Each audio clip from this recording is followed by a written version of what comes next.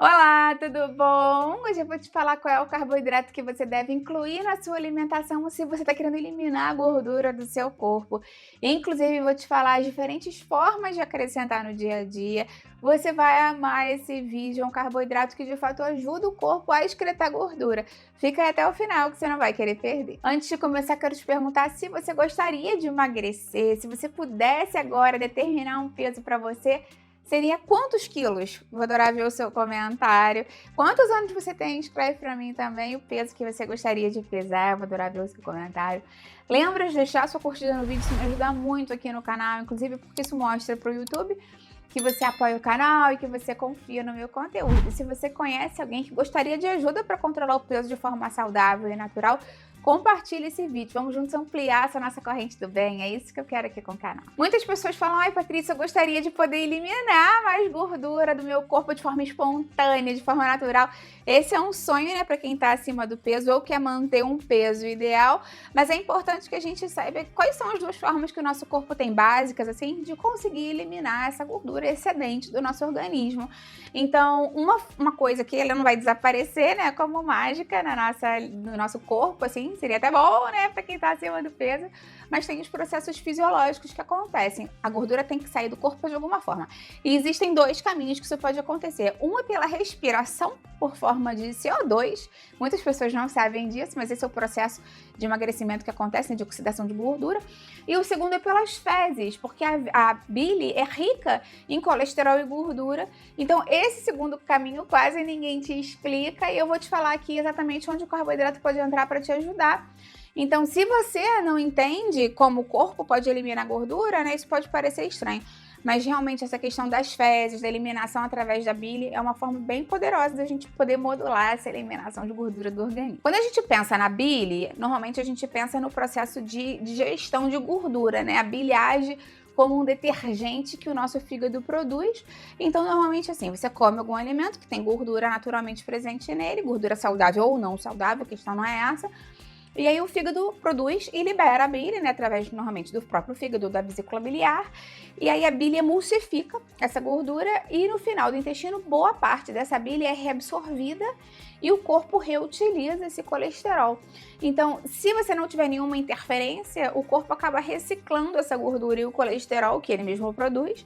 Então, se a bile não fosse reabsorvida, como é que a gente poderia fazer, né, para conseguir fazer com que essa bile fosse excretada para prevenir essa reabsorção e garantir uma maior excreção de gordura e de colesterol. Aí que o jogo muda e aí que a gente consegue modular isso. Existe um tipo de carboidrato que pode agir diretamente nessa questão da bile, da excreção do colesterol, que são as fibras. As fibras, especificamente as fibras solúveis, as fibras mais viscosas, as fibras que são fermentáveis, elas não são absorvidas, elas não viram açúcar, elas não entram na corrente sanguínea.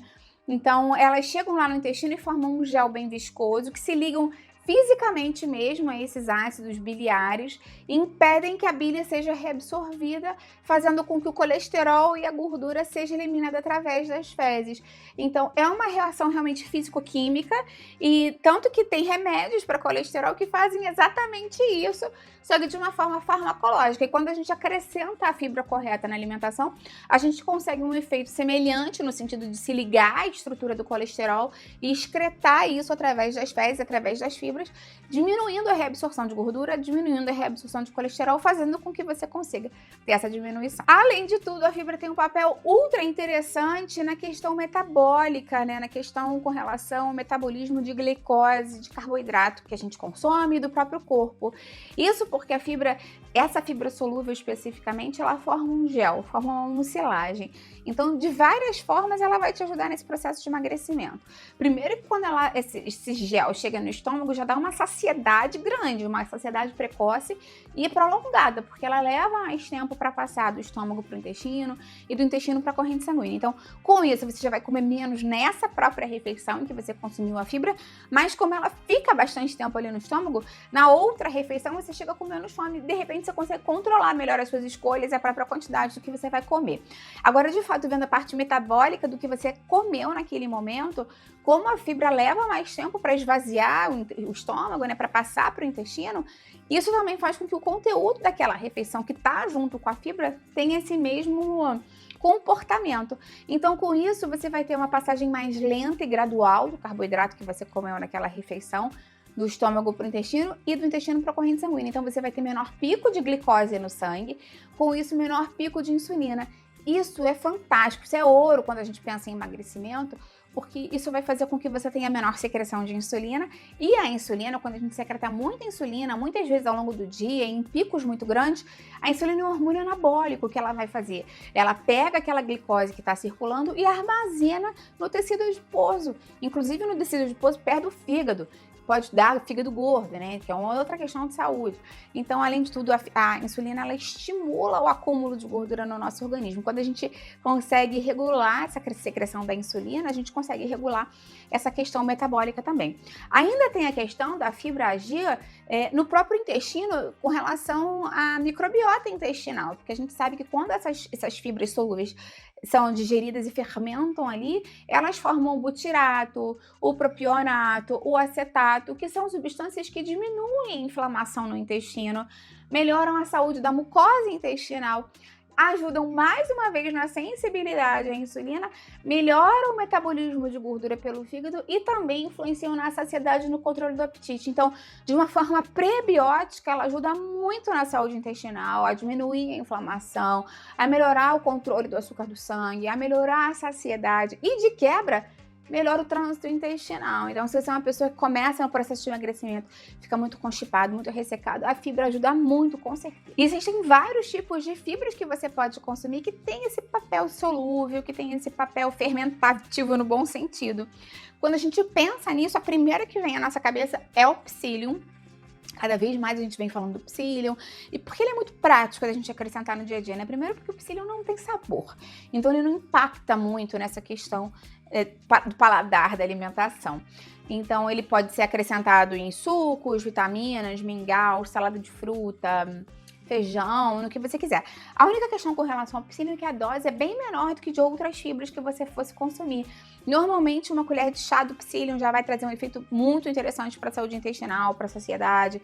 E o ideal é que sempre você pegue essa colher de chá e dissolva em um copo grande de água, 250, 300 ml de água, para garantir, né, que ela vai formar esse gel e não vai ter o efeito contrário, né, de prender o intestino, porque se as fibras estiverem ressecadas sem correta hidratação, aí o efeito é ruim. Então a gente sempre, quando aumenta a nossa fibra, tem que aumentar a quantidade de água também. Agora, se você quiser outros tipos de alimentos ricos em fibra, você pode pensar na chia, na linhaça, na aveia, por exemplo, no farelo de aveia, no farelo de trigo, porque são fontes interessantes que você pode acrescentar no seu dia a dia. Aí, nesse caso, ao invés de utilizar uma colher de chá, que normalmente a gente utiliza de psyllium, a gente utiliza uma colher de sopa por dia. Claro que essas quantidades aqui são quantidades gerais. Se você quiser saber exatamente quanto você tem que consumir especificamente, né, particularmente, vai ter que ser analisado o restante da sua alimentação, necessidades específicas, possíveis questões de saúde, medicações que você toma, e aí o ideal é que você consulte um nutricionista da sua cidade para te orientar especificamente. Lembra que esse vídeo aqui é meramente informativo. Vale a pena relembrar que a gente não precisa pensar só em acrescentar a fibra como se fosse um suplemento, né? Porque a gente fala do psyllium, da chia, da linhaça, é um suplemento no sentido de que a gente está acrescentando a mais alimentação. Agora pensa também que as frutas, os legumes, as verduras, leguminosas, né, lentilha, grão de bico, ervilha, também são muito ricos em fibras solúveis. Então, a forma de que você consegue modular a sua alimentação sem necessariamente ter que acrescentar uma fibra exterior.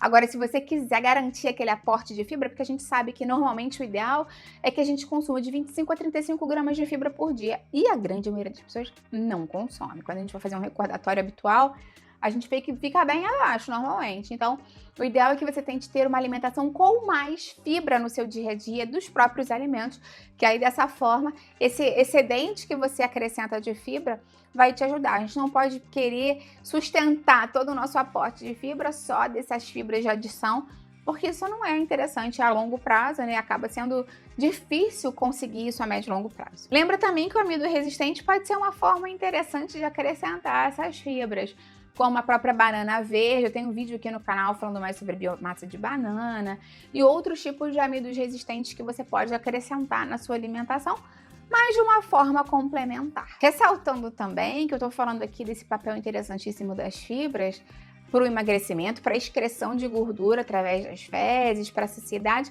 mas aí você já vê, né, que as fibras ajudam no controle do açúcar do sangue, ajudam na avaliação de cardiovascular, porque ajudam nessa questão do controle do colesterol, na saúde do sangue, né, das gorduras do sangue, ajuda na saúde intestinal, diminuição da inflamação, não só do intestino, mas do corpo todo, prevenção de constipação. A gente sabe que a constipação a médio e longo prazo é ruim para a saúde intestinal. Então, assim, as fibras são muito maravilhosas e se a gente puder acrescentar mais de forma natural no dia a dia, é o melhor dos mundos. Lembra que eu tenho 3 playlists que eu vou deixar aqui embaixo, uma de receitas com psyllium, uma de receitas com chia e linhaça, porque elas são premas, eu boto as duas juntas, e uma de receitas com aveia, para você se inspirar. Me conta aqui embaixo, então, qual dessas fibras você mais acrescenta no dia a dia. Eu vou adorar ver o seu comentário.